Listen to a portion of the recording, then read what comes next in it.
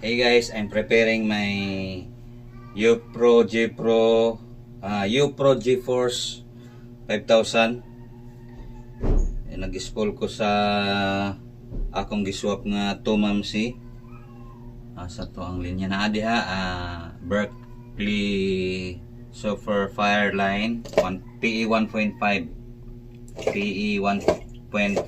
na wala ko kabalo times 8 niyo times 4 basta PE 1.5 na Berkeley Software Fireline.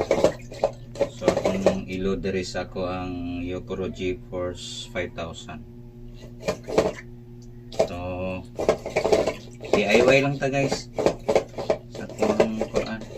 Dihan ako gibutang sa ako ang kaldero nga naitaklob sa rice cooker.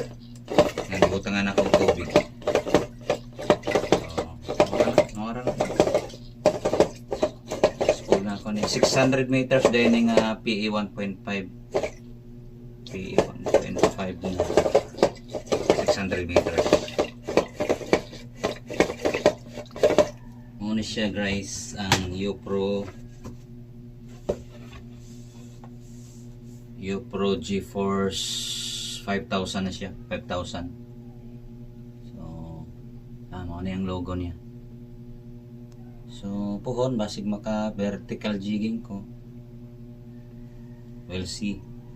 We'll see mga guys. Thank you.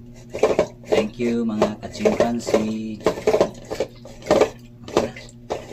Off na.